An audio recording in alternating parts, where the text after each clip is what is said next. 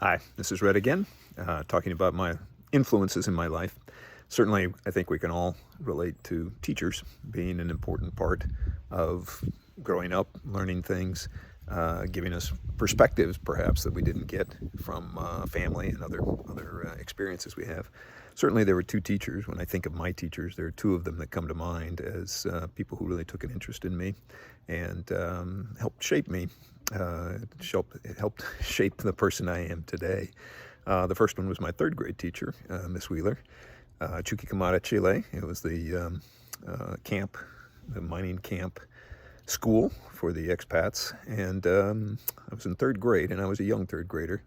My birthday's September, so I was always the youngest in my class, but she actually saw that I had a great interest in dinosaurs, of all things, and created an independent study for me every day. I'd get 45 minutes, and it would be behind the partition that separated her desk from the rest of the class. And I would read about dinosaurs and write stories about them, write reports, that kind of thing. It's unusual, I think, for a teacher to give that much autonomy to a third grader, and yet she did. And I appreciated it. I think it helped me remain engaged and stay more interested probably than I would have been with the rest of the curriculum. Second teacher that was super influential for me was Don McLaren. He was my sixth grade teacher at Cloverley Elementary School in North Vancouver, Canada. And he took an interest in me when I slacked off quite a bit. He was a great teacher, but he had he gave us the freedom to, with math, to just kind of go at our own speed.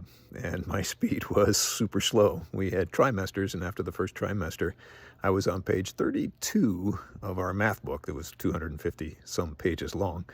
And only one person had completed less of the math book than I had. And I think that was Les Cripps, my friend, but it wasn't by much, because 32 pages, there aren't that many pages below that. So anyway, Don McLaren saw my work, called my parents, told me he was going to, and that night I did 10 pages, and by the end of the second trimester I had finished the book. I was the second person to finish the book behind my friend Gordon Locke.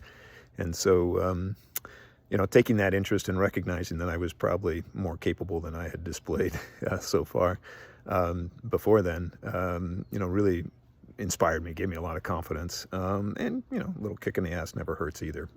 He became a very influential teacher for me. In seventh grade, I didn't have him as a teacher, and yet we still remained fairly close. In fact, when our school did an exchange program with an elementary school in Manitoba that he arranged, my parents were moving.